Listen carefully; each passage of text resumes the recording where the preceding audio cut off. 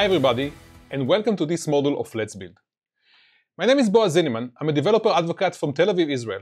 And in this specific module, we are going to try and help Richard to save some money on his web application while scaling. We are going to talk about ways to save on the cost and make sure that you're spending money on the right resources, even when you need those resources, even when your application becoming super popular like Detekto and requires those resources. So today we are going to talk about what are we building. We are just going to do a quick recap in regards of the application we build in this series. We are going to talk about the architecture that we have right now for Detekto for our application. And then we're going to talk about some cost-saving options and show you some quick ways to save a lot of money. So for those that missed the previous episodes and the previous models, we are building an application that can detect food. In our specific case, we are going to detect hot dogs. We're going to use some AWS services based on machine learning to analyze images that we can upload to the system and get information regarding those images and see if this is a hot dog or not a hot dog, as you can see in this example. A very simple application that was built in the previous episodes, and if you missed one of them, you're more than welcome to go back and watch them on demand. And previously, we created an architecture that can handle any load coming to the application. So this is the architecture of Detekto that we have right now. We are running with elastic beanstalk containers that can scale, add more capacity to our application, hosting files on S3 bucket and using Amazon recognition to detect labels and analyze the images that our users are uploading to the application. This entire application is managed by a load balancer, so we can route traffic to different EC2 instances based on the load, and we can add and remove instances as we showed in the last episode based on the exact load we have right now. So we have scaling policy that will add additional resources to our deployment. What we did not talk about yet is that in addition to this production environment, we have a separate environment for testing and for development. So my developers have a clone of my production environment that is being used to develop new features, to test new features, to test bugs, and work on it.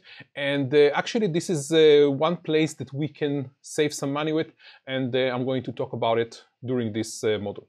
So before going to cost saving, let's talk a bit about how do you pay for resources on AWS.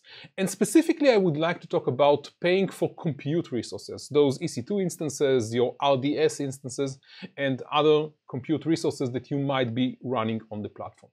So when we're starting with EC2, you have a lot of different options. You have options to choose from your operating system, if it's Linux or Windows. You can choose the architecture of your CPU. It can be ARM-based or x86 architecture, and a lot of different choices, and all of them can influence the price. We need to understand what are we doing with those machines. Are those machines general purpose machines that doesn't need to be great in anything, or you need a lot of CPU power, or maybe a lot of memory, or very fast disks attached to your instances, because those are the resources that are needed for your application. You have other options for storage, like using magnetic disks or SSDs. You can choose bare metal machines when you can access the core components of the machine, the core hardware of the machine, without the virtualization layer. Of course, there are many other ways and other characteristics of EC2 instances that you should be aware of, and they have some price implications we're going to talk about. One of those price implications is the size of your instance. So instances from different families comes in a lot of different sizes. So you can choose between small machines like the extra large machines with just a few CPUs and a few gigabytes of memory, and going up to 8 extra large and even higher when you need a lot of resources and a very powerful machine. What you need to remember in terms of instance sizing and pricing, that usually when you choose a smaller machine, the price is going to be cut by half than the equivalent larger machine. So when we're talking about 8 extra large machine, the price of this machine and the capacity of this machine is going to be more or less equal to 4 extra large machines. And then you can do this math and go from 4 extra large machine into 4 double extra large machine, and from a double extra large machine into 2 extra large machines. And you need to build your architecture and make sure that you're using the right size of your machine, taking into account that when you're reducing the size of your instances, you can have much higher granularity in terms of performance and pricing. So instead of running 8 extra large machine, maybe it's better for me to work with two XN machines and pay less for that, and being able to scale much better according to the exact load of my customers. And in this case, I might need only 2 machines or maybe even 3 machines, and it would be cheaper than running a single 8 extra large machine in terms of price, maybe in terms of capacity as well. So pricing and sizing, this is something you should be aware of, and there is a lot of money you can save by choosing the right instance size. Another thing you should be aware of is different architectures for your processors. So we support today Intel processors and NVIDIA and AMD, and even our own AWS Graviton process that is based on ARM technology. And if you can run your workloads on different architectures, you might be able to save a lot of money. For example, running applications, specifically web applications on ARM, can save you a lot of money and give you great performance if comparing it to other architectures. So this is something you should take into account and look into it in case you want to reduce some of your monthly cost. Another thing that can have implication on cost is the region.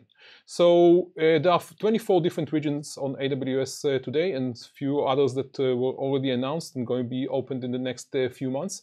And different regions has different pricing. So make sure that you choose the right region for your customers and check the prices per region before deploying services to this specific region. There are some significant differences between some of the regions, so make sure you're aware of the fact that different regions might have different pricing. And when we're talking about EC2 cost considerations, you need to take all of these into account. The family of the instance, the generation, always try to use the latest generation available, the size of your instance, the CPU capacity, software licensing if it's operating system or database software licenses that might have implications as well, and of course locations. So after understanding that EC2 pricing is basically attached to all of these, let's talk about how can you pay for those resources and how can you pay for EC2 instances. So there are the 3 different purchase options for EC2 instances. The regular one, most of the new customers are using it, is on demand. You pay for what you use, you can change anytime, you can add capacity, remove capacity, and you're paying by the second for Linux instances and by the hour for Windows instances. This is related to the cost of the operating system. And this is very flexible. It's great for spiky workloads. It's great when you don't know how much capacity do you need. So a lot of people are starting with on-demand and maybe later moving on to the other purchase options. The second one is saving plans and reserve instances. Those are 2 purchasing options that are quite similar. There are some changes between them. The basic idea of both of them that by having a commitment for 1 or 3 years in advance, we are giving you significant discount of the on-demand prices. So if you know that you have some resources, like for example your database, you know you're going to run your database for a very long time, you're not expecting to change it or to shut it down like we have in our example, and we're going to talk about it later, you should probably be thinking about purchasing reserve instances or saving plans to save a lot of money. So everything you can commit on, this is a great use case for saving plans and reserve instances. Last purchasing options, it's called spot instances. So basically spot instances are spare EC2 capacity that we have on AWS, and we selling this spare capacity with savings of up to 90% of the on-demand prices. So if there are workloads that might enjoy it, and you are okay with the fact that this is spare capacity and you might want to take it back from you, and there is a 2 minutes notice saying that we need this spare capacity now for something else, if it's on demand of another customer or reserve capacity for another customer. If you have workloads that can work with such limitation of this 2 minutes warning, this is a great way to save some money. This is great for full tolerant applications that are not saving state. It's great for all kind of training, build machines, and some other use cases that you want to have this compute capacity, and you're absolutely okay with the fact that we might want to take it back from you. The best way is to take all these 3 purchasing options and combine them together to get the best combination and the most optimized EC2 pricing. And some of our customers are taking this approach and taking reserve instances for their committed workloads, like their databases, like their base capacity for web servers. And then on top of that, they adding some on-demand for scaling. So I will scale during the day or during peak hours with on-demand instances. And on top of that, I can use some spot instances for extreme scaling, for some corner cases when I need more capacity, for those days in the month when I need to process a lot of data for reporting, for finance or something like that. And combining these 3 together will give you a great pricing policy that will save you a lot of money. And I want to take this knowledge of how to save and how to optimize your environment and try and apply it to our application, to Detekto. So let's try and save some money for Richard and make sure that he's getting the best platform for every euro, dollar, or pound he's spending on top of it. So if we're looking back at the architecture and thinking about what do we have right now and where are the places when we can save a lot of money, I can see 3 places that we can, in just a few minutes, change and start saving immediately. The first one is the EC2 instances being used for his production environment. We're going to talk about it in a second. But right now, Richard is using M5 double extra large for the EC2 instances for his web servers. This will give him great capacity because of the auto scaling. He can always add additional machines. So he's basically ready for any load coming to his environment, but he can save some money by adjusting the size of those instances and move to smaller instances and maybe a larger number of them to get the same performance for a smaller price. The second thing is the RDS database. So Detekto is using Amazon RDS PostgreSQL database, and this database is going to stay there for a very long time.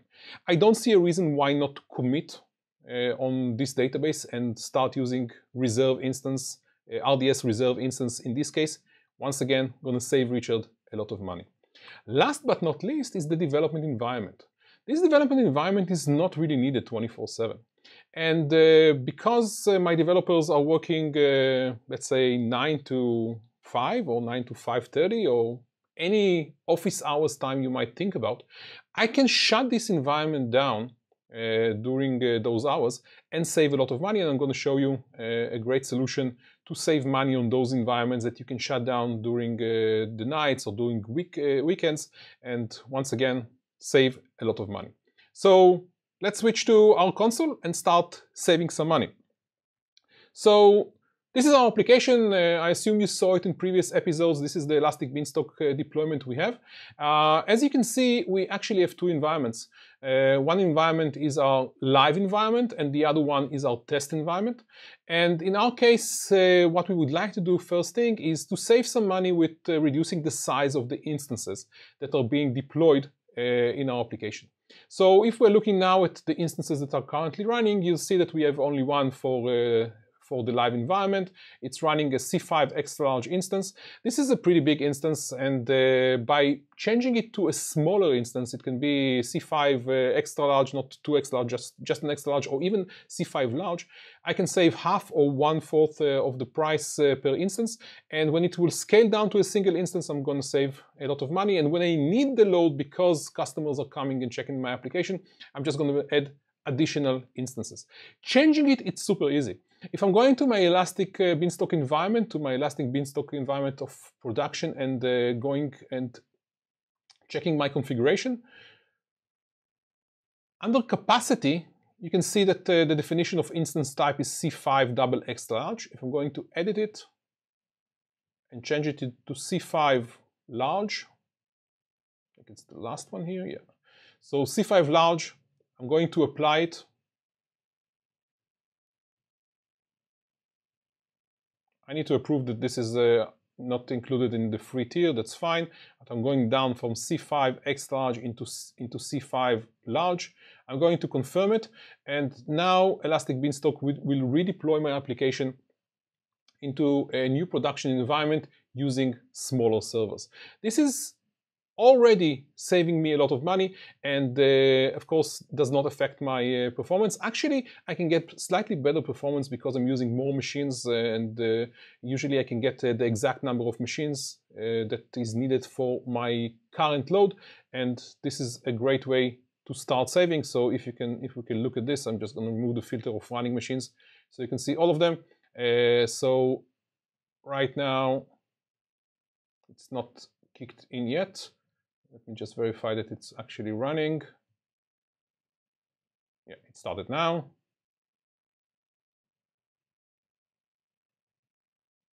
This is an old machine, so this is in terminate mode. This is irrelevant to our case. Okay, let's give it a few minutes. We're going to come back to this later on. The other thing I want to talk about is my database. So my database right now, and once again, if you look at my databases, I have two right now. I have my Detekto DB dev for my development needs, and I have my production. This is the Detekto one. My database is going to stay there for a very long time. And I can save a lot of money by moving this database into reservation.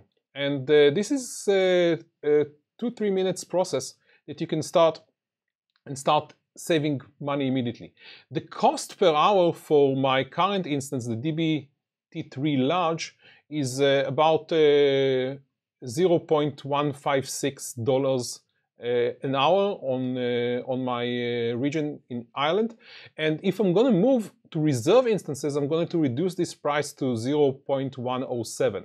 This is a 32% cost saving only by moving to this reservation, and this is without paying anything upfront. I'm going to show you the process of making the reservation,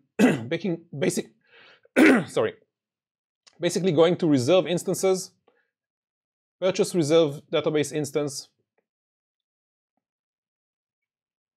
And by the way, after you're doing that, the process is fully automated. So you define the instance type, and every database instance that is going to be in the same type, the reservation is going to apply to it. If you purchase more than one reservation, you have more than one instance, it's of course going to be applied to all of them. So I'm choosing the database. I'm choosing the database class. This was DB T3 large. So T3 large. This is not a multi-AZ deployment. I'm going to do a 1-year term. I can do a 3 years term. It's going to increase your discount. The offering time is no upfront. So for startups that does not want to spend their capital money, I always suggest to go with no upfront. If you do partial upfront or all upfront, you're going to save much more in terms of cost. I can do reserve ID. How many instances do I want? I want only one. And as you can see, this is the calculation. So as I said before, from going from 15.6 cents an hour, I'm going to 107 cents an hour. By the way, if I change it for 3, for example, you can see that the cost is going to be recalculated and add some partial upfront. The cost per hour is going to go down, but I need to pay $922 upfront to save some more money. For some cases, it will make a lot of sense. For others, you probably want to stick with 1 year, no upfront. Once again, 32% discount on the price for something that you're using anyway. Let's go back for a second to our instances. Let's see if something changed here. Yeah, so as you can see, so this is my C5 double extra large. It's terminated, and now I have a new C5 large that is running. Of course, it's going to be scaled up and down based on the load I'm putting on the system. So right now there is no load, so there is no scale. But each time I'm going to add additional instance, it's going to be a C5 large instead of scaling each time with C5 double extra large and then paying much more for each instance, and actually have slightly less granularity in terms of the exact CPU and memory and compute capacity for my application. The last thing I want to do is actually deal with my development environment. So as I showed you before, my development environment is a complete clone, slightly less powerful than my production. And I have my development instance. You can see here, I have a Detekto test environment. It's running on a T3 medium, so it's a relatively small machine. But once again, why pay for it if I'm not using it? Same goes for the RDS instance. And to save some money with those development environment, I probably need to shut them down when I'm not using it. So I can write my own scripts, I can do it manually, I can create Lambda functions that does it for me. Actually, we have an interesting tool called the Instance Scheduler that will allow you to deploy this instance scheduler on your environment. And then by using it, and this is the full implementation guide and the URL for this instance scheduler. You can define tags for specific instances, and by defining those tags, those instances are going to be spinned up and down based on your scheduler. So there is a web page with some installation instructions, very simple installation instructions that deploy this environment onto your AWS account. I already did it, so right now I have everything set up for me. The definition of my scheduler are managed in DynamoDB. So this is my DynamoDB instance. And as you can see, I have all kinds of definitions here. This is my config table. So I have my scheduler. I have periods like office hours. If I look at this office hours period, you can see that the definition is that it begins at 9 a.m. and ends at 5:30 p.m. There are time zones you can define here, so I defined the time zone for Israel. And then I can define schedulers. So I defined a scheduler called IL office hours.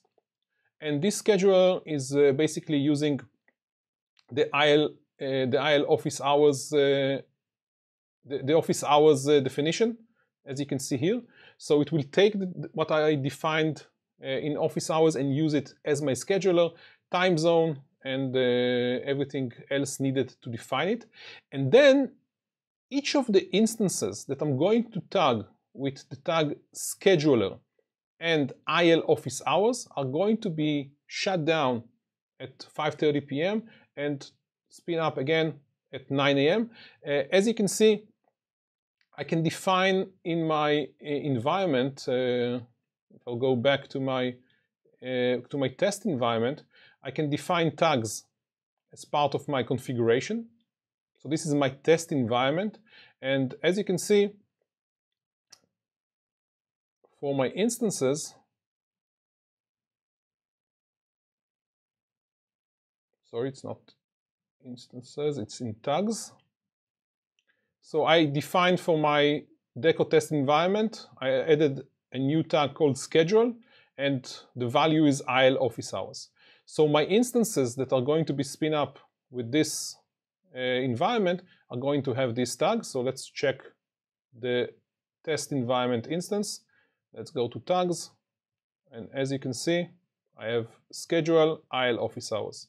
If I look at my monitoring for this specific instance, you can see that I'll go back for the last 12 hours. You can see that there is no traffic before 7 a.m. UTC, which is 9 a.m. Israeli time. This is where the instance was launched last time. It's going to be shut down automatically at 5:30 p.m., going to save me a lot of money. So if there are 168 hours every week, we are going to use those instances only 42.5 hours instead of 168. This is 74% less, and of course 74% less in the cost. I did exactly the same thing with my RDS instance. So my development RDS instance is defined with the same tag. So you can see here, this is my DevDB. As you can see, scheduler, IL office hours, and once again, you're going to see that there is no traffic before 7 a.m. Once again, saving you 74% of the cost of this RDS instance. So there are a lot of other ways to save money on AWS, and actually you should look at other options like enabling S3 intelligent tiering for infrequent access of objects. So all those images that you upload to Detekto, after several days you might won't need them, or the access to them is going to be much lower, so you can put them in a less frequent access tier of S3. Once again, saving a lot of money. Use AWS compute saving plans for other compute options. If you're using EC2 instances, you can use saving plans. If you're using Lambda, like we are going to talk about in the next episode, saving plans are a great way to save on Lambda as well. Running on Spot, you should definitely think about it as an option. Move some of your workloads into Spot. Once again, a great saving option. And in general, try to use less servers and move more to services, and that way you'll be able to save on the cost and on the maintenance and a lot of the operation you're doing around your application. Not only the cost to AWS, but a lot of work that is done behind the scenes to maintain those servers is taken away from you when you're switching to services. So these are just a few ways to save money on your application. Hope you enjoyed this episode, hope you enjoyed this series, and see you in the next one. Bye-bye. Well, hello there, you amazing tech people, you. Listen, thank you so much for stopping by to check out this video. However, there is so much more great content out there to be found, so make sure to subscribe to the Build on AWS YouTube channel, and while you're at it, click that bell icon to be notified about the latest and greatest in videos made by builders for